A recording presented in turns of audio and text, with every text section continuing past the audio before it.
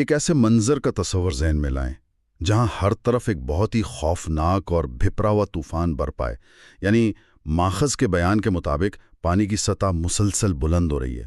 بالکل، اور یہ کوئی عام بارش نہیں ہے۔ ہاں، مطلب آسمان سے محض بارش نہیں بلکہ ایک سیلاب اتر رہا ہے۔ زمین اپنے اندر سے پانی اگل رہی ہے، اور پانی کا وہ شور ہے جو کانوں کو بہرا کر دے، ہر طرف بس وہی گونج رہا ہے۔ ایک واقعی قیامت خیز منظر ہے یہ۔ صحیح کہا آپ نے، اور اس قیامت خیز منظر کے بالکل بیچوں بیچ ایک انتہائی دل دہلا دینے والا واقعہ رونما ہو رہا ہے۔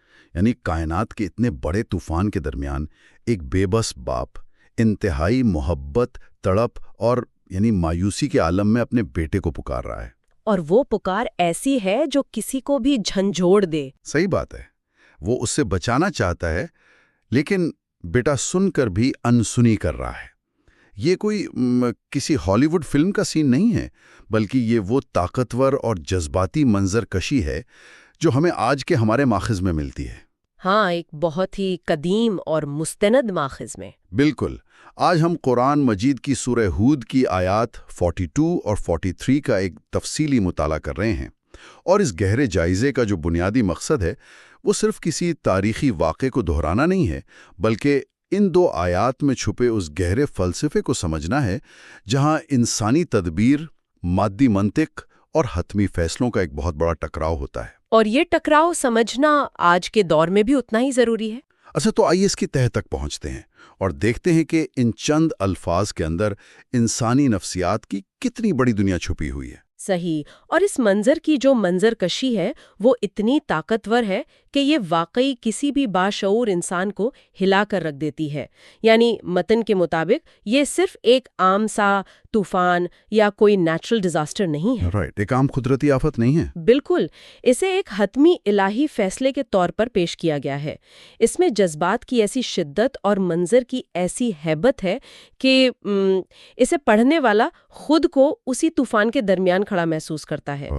یعنی منظر کی شدت سیدھا دل پہ اثر کرتی ہے۔ ہاں بالکل، ہم جس ماخذ پر بات کر رہے ہیں وہ ہمیں ان آیات کے ذریعے تباہی اسباب، یعنی جنہیں ہم ظاہری سہارے کہتے ہیں نا، اور انسان کی اپنی بچاؤ کی جو جلت ہے اس کے درمیان ہونے والی کشمکش کو سمجھنے کا موقع دیتا ہے۔ یعنی سروائیول انسٹنکٹ اور مٹیریل چیزوں کے درمیان کی کشمکش۔ صحیح کہا، یہ ایک باپ اور بیٹے کے درمیان ہونے والا آخری اور انتہائی ڈرامائی اور جذباتی مکالمہ ہے جو طوفان کی ان بپھری لہروں کے درمیان انجام پاتا ہے۔ اور یہی وہ بات ہے جو آج کے اس تفصیلی مطالعے کو اس قدر خاص بناتی ہے۔ سب سے پہلے اگر ہم اس ماحول اور منظر نامے کی سخت پر غور کریں تو صورتحال کچھ یوں بیان کی گئی ہے کہ حضرت نوح کی کشتی چل رہی ہے، لیکن ان حالات میں لہروں کی کیفیت کیا ہے؟ لہروں کی کیفیت وہ واقعی رونگٹے کھڑے کر دینے والی ہے۔ بالکل، ماخذ میں لہروں کو پہاڑوں سے تشبیہ دی گئی ہے، اور ان کے لیے موجن کالجبال کے الفاظ استعمال ہوئے ہیں۔ یہ ایک انتہائی حیران کن تضاد ہے نا؟ صحیح بات ہے، بہت بڑا تضاد ہے۔ یعنی پانی تو ایک بہنے والی بے شکل سی چیز ہوتی ہے، فلوئڈ ہوتی ہے، بالکل۔ ہاں، لیکن یہاں اس کی شدت اتنی زیادہ ہے کہ اسے زمین کی سب سے مضبوط اور نہ ہلنے والی چیز یعنی پہاڑ کے برابر کھڑا کر دیا گیا ہے۔ میں سوچ رہا تھا کہ یہ کتنا عجیب تجربہ ہوگا۔ یہ لفظ موج کل جبال واقعی اپنے اندر ایک پوری ہیبت رکھتا ہے۔ اگر ہم اس کی لسانیت اور تمثیل پر تھوڑی گہرائی سے بات کریں تو پہاڑ عام طور پر استقامت، مضبوطی اور پناہ کی علامت سمجھے جاتے ہیں، یعنی ایسی چیز جو اپنی جگہ سے ہل نہیں سکتی۔ بالکل، پہاڑ تو وہی رہتا ہے نا۔ لیکن دوسری جانب پانی کی فطرت بہنا اور اپنا راستہ خود بنانا ہے۔ لیکن اس مخصوص واقعے میں جیسا کہ متن بتاتا ہے، قدرت کے قوانین ایک بالکل مختلف رخ اختیار کر چکے ہیں۔ یعنی رولز آف نیچر ہی بدل گئے وہاں۔ صحیح کہا، پانی جو کہ سیلانی ہے یہاں اتنی شدت اور حجم اختیار کر گیا ہے کہ اس نے نمایاں پہاڑوں جیسی شکل، بلندی اور ہیبت اپنا لی ہے۔ یہ کوئی عام موسمیاتی تبدیلی یا ساحلی طوفان نہیں بتایا گیا۔ ہاں، موتن اسے ایک معمولی ایونٹ نہیں کہہ رہا۔ بالکل نہیں، یہ ایک ایسا بکھرا ہوا روپ ہے جہاں ہر مادی چیز کی حیثیت اور اس کی تباہی خصوصیت ختم ہو چکی ہیں۔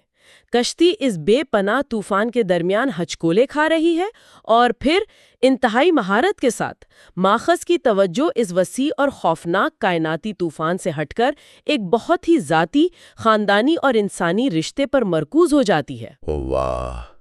اور یہ وہ مقام ہے جہاں یہ بیانیہ ایک انتہائی گہری نفسیاتی سطح پر چلا جاتا ہے۔ یعنی ایک طرف کائنات کا اتنا بڑا بکھرا ہوا طوفان، پانی کی وہ ہیبت ناک لہریں جو سب کچھ مٹا دینے پر تلی ہیں، صحیح۔ اور دوسری طرف ایک بات کی اپنے بیٹے کو بچانے کی خالص انسانی تڑپ ہے۔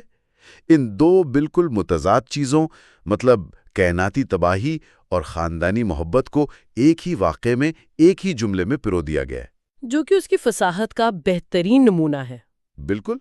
ماخذ بتاتا ہے کہ حضرت نوح دیکھتے ہیں کہ ان کا بیٹا ان سے ایک فاصلے پر کھڑا ہے، الگ تھلگ، اور وہ اسے پکارتے ہیں، اے میرے بیٹے، ہمارے ساتھ سوار ہو جاؤ اور کافروں کے ساتھ نہ رہو۔ ایک باپ کی انتہائی درد بھری آواز۔ صحیح۔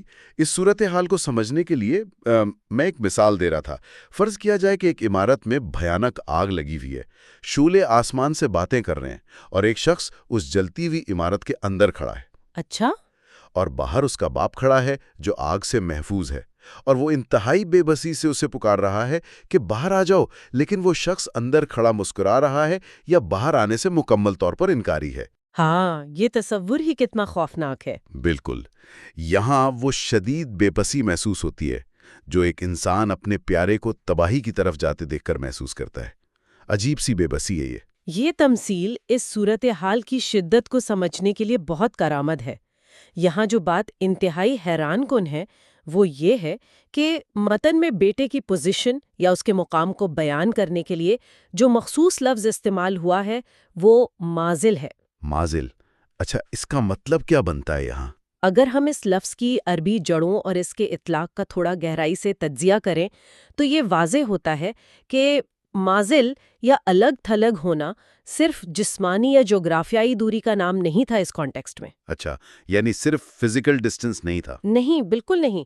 ایسا نہیں تھا کہ بیٹا محض اتفاقاً چند 100 میٹر دور کسی اور پہاڑی پر کھڑا رہ گیا تھا اور اسے کشتی تک پہنچنے کا راستہ نہیں مل رہا تھا۔ تو پھر کیا مسئلہ تھا؟ یہ دراصل ایک شعوری علیحدگی تھی، ایک کانشیس چوائس۔ یہ اس کی سوچ، اس کے نظریے اور اس کے عقیدے کا فاصلہ تھا۔ وہ روحانی اور ذہنی طور پر اپنے باپ کی تعلیمات سے بہت دور جا چکا تھا۔ صحیح، یعنی آئیڈیالوجیکل ڈسٹنس تھا۔ ہاں بالکل۔ باپ کی تڑپ اور پکار کا مقصد یہ ہے کہ وہ اس جسمانی فاصلے کے ساتھ ساتھ اس نظریاتی اور جذباتی فاصلے کو بھی مٹانا چاہتا ہے، اس سے پہلے کہ یہ ہیبت ناک طوفان ہر چیز کا خاتمہ کر دے۔ حضرت نوح اس وقت صرف ایک پیغمبر کی حیثیت سے نہیں بلکہ ایک شفیق باپ کی حیثیت سے پکار رہے ہیں۔ واہ، یہ پوائنٹ تو واقعی دل کو لگنے والا ہے۔ لیکن باپ نے تو فاصلہ مٹانے کی پوری کوشش کر لی، پر اس شدید جذباتی اپیل پر بیٹے کے ذہن میں کیا چل رہا تھا؟ یہی تو سب سے بڑا سوال ہے۔ صحیح۔ اس نے اس پکار کا جو جواب دیا، وہاں آ کر اس واقعے کے نفسیاتی گہرائی مزید کھلتی ہے۔ اگلی آیت میں بیٹا جواب دیتا ہے کہ میں کسی پہاڑ کی پناہ لے لوں گا جو مجھے پانی سے بچا لے گا۔ یہاں آ کر بات واقعی بہت دلچسپ ہو جاتی ہے۔ بالکل، کیونکہ اس کا جواب بہت عام فہم لگتا ہے شروع میں۔ ہاں، یعنی اگر اس بات کا خالصتاً انسانی جبرلت یا سروائیول انسٹنکٹ کے زاویے سے تجزیہ کیا جائے تو یہ ایک بہت مضبوط سوال پیدا کرتا ہے۔ کیا انسان کی بچاؤ کی فطرت اسے یہی نہیں سکھاتی؟ صحیح بات ہے، لاجیکلی تو یہی لگتا ہے۔ بیٹی کی منطق تو ظاہری طور پر بڑی سیدھی اور مادی تھی۔ پانی نیچے سے آ رہا ہے اور تباہی قانون کے مطابق پانی سے بچنے کے لیے اونچی جگہ پر جانا چاہیے۔ صحیح۔ جب انسان اچانک کسی مصیبت میں گھر جاتا ہے تو وہ اندیکھی چیزوں کے بجائے ان ظاہری تباہی اور ظاہری سہاروں پر ہی بھروسہ کرتا ہے جو اسے اپنی آنکھوں کے سامنے نظر آ رہے ہوتے ہیں۔ اس نے ایک دوہیکل پہاڑ دیکھا اور سوچا یہ ٹھوس حقیقت ہے اور یہ مجھے بچا لے گی۔ تو اس مادی منطق میں بظاہر کیا خامی تھی؟ اگر ہم اس بات کو وسیع-تر تناظر سے جوڑیں تو ہمیں وہ نفسیاتی محرکات سمجھ آتے ہیں جو اس وقت بیٹے کے ذہن پر حاوی تھے۔ ظاہری طور پر جیسا آپ نے کہا، بیٹے کی منطق بالکل عام فہم لگتی ہے۔ ہاں، کوئی بھی یہی کرتا۔ انسانی فطرت واقعی یہی ہے کہ جب انسان پر اچانک خوف طاری ہوتا ہے تو انسانی دماغ کا وہ حصہ جو گہری سوچ وچار کرتا ہے وہ کام کرنا چھوڑ دیتا ہے اور انسان اپنی جان بچانے کے لیے سب سے قریب نظر آنے والی مادی چیز کی طرف بھاگتا ہے۔ صحیح، ایک پینک ریسپانس ہوتا ہے۔ بالکل، پینک رسپانس۔ لیکن یہاں جو خانی تھی اسے ہم نفسیات کی زبان میں ادراکی ہم آہنگی کا فقدان یا کوگنیٹیو ڈسوننس کہہ سکتے ہیں۔ کوگنیٹیو ڈسوننس، اچھا۔ یعنی یہ دراصل مادی اسباب یعنی مٹیریل کیلکولیشن اور حتمی حقیقت کے درمیان ایک بہت بڑا ٹکراؤ تھا۔ بیٹے کا بنیادی مسئلہ یہ تھا کہ وہ اس مخصوص طوفان کو روزمرہ کی ایک عام تباہی آفت سمجھ رہا تھا۔ یعنی وہ اسے صرف ایک آرڈینری فلڈ سمجھ رہا تھا؟ صحیح کہا، وہ اسے ایک ایسا مسئلہ سمجھ رہا تھا جسے ایک عام دنیا والے فارمولا یعنی پانی کی سطح اور پہاڑ کی اونچائی کی مساوات سے حل کیا جا سکتا ہے کہ پانی 10 فٹ آئے گا تو میں 20 فٹ اوپر چلا جاؤں گا۔ میتھمیٹیکل کیلکولیشن چل رہی تھی اس کے ذہن میں۔ بالکل، وہ اس بات کا ادراک کرنے سے قاصر تھا کہ متن کے مطابق یہ پانی کسی عام موسمیاتی تبدیلی کا نتیجہ نہیں تھا، بلکہ یہ ایک حتمی الہی فیصلے کا نفاذ تھا۔ اور یہی وجہ ہے کہ حضرت نوح اس کی اس مادی منطق کو رد کرتے ہوئے اسے فوراً وہ حقیقت بتاتے ہیں جو بیٹے کی آنکھوں سے اوجھل تھی۔ واہ، یہ تو ایک انتہائی خوفناک اور گہری حقیقت ہے۔ اس کا تجزیہ کیا جائے تو معلوم ہوتا ہے کہ حضرت نوح کا جواب اس پورے مادی نظام کی نفی کر رہا تھا۔ تو باغ کی جانب سے اس مادی منطق پر کیا حتمی جواب دیا جاتا ہے اس وقت؟ حضرت نوح کے جواب میں کسی قسم کا کوئی غصہ یا طنز نہیں ہے، بلکہ ایک اٹل اور حتمی حقیقت کا بیان ہے۔ صحیح۔ وہ کہتے ہیں لا عاصم اليوم من امر اللہ الا من رحمہ، یعنی آج اللہ کے عذاب یا اس کے حتمی فیصلے سے بچانے والا کوئی نہیں سوائے اس کے جس پر وہ رحم کرے۔ سبحان اللہ، کیا الفاظ ہیں! یہاں لفظ عاصم پر غور کرنا بہت ضروری ہے، جس کا مطلب ہے بچانے والا یا پناہ دینے والا۔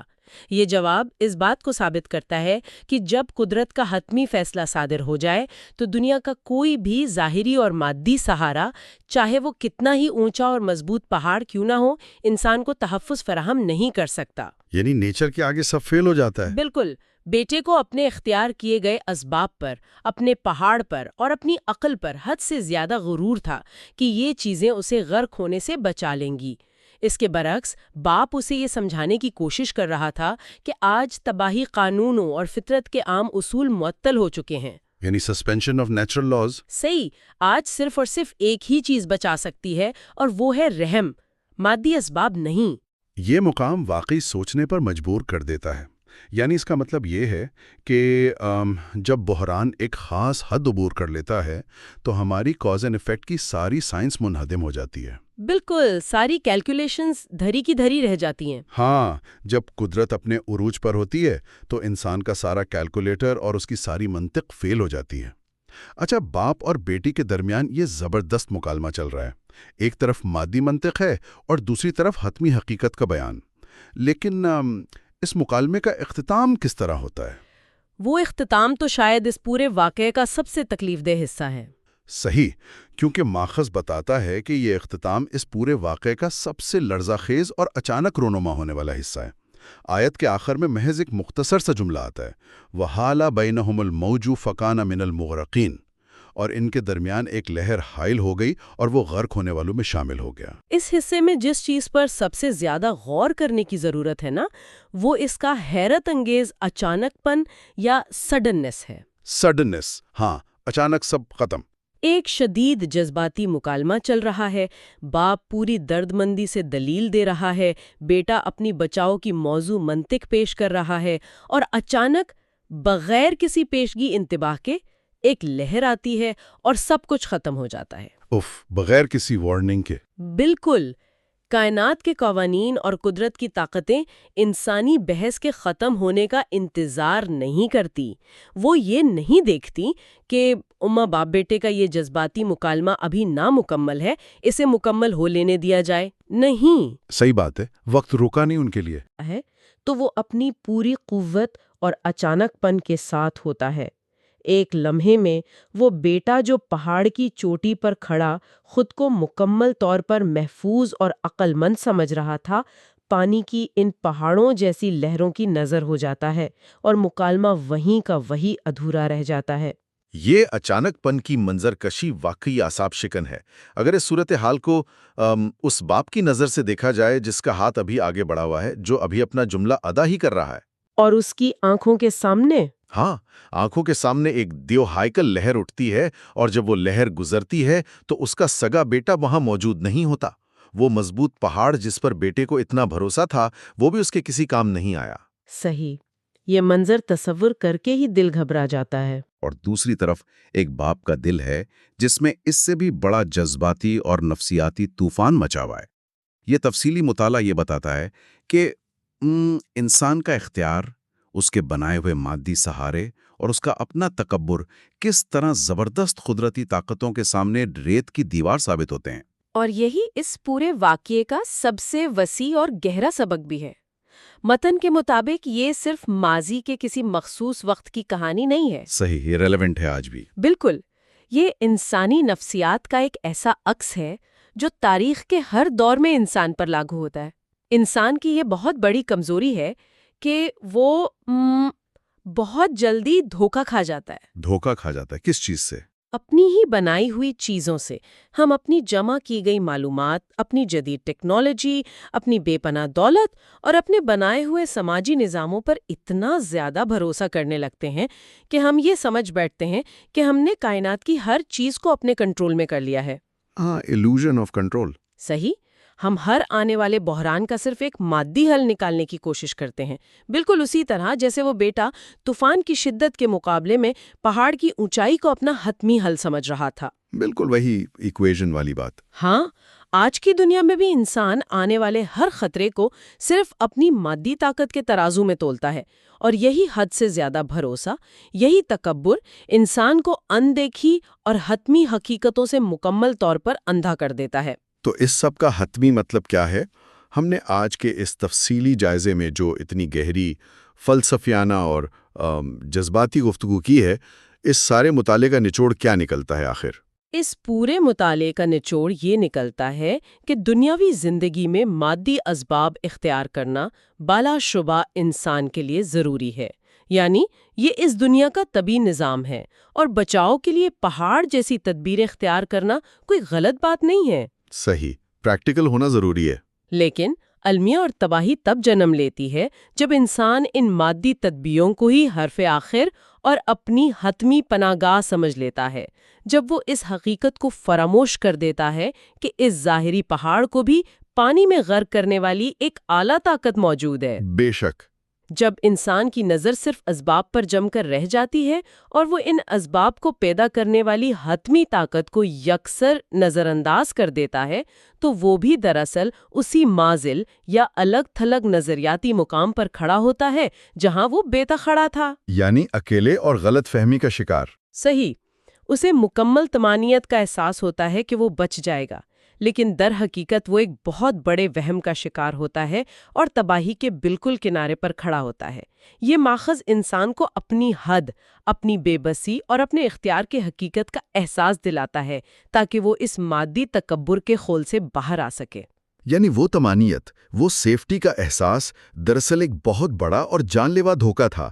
بیٹا سمجھ رہا تھا کہ وہ محفوظ ہے، لیکن وہ اس کی زندگی کا سب سے بڑا اور آخری وہم ثابت ہوا۔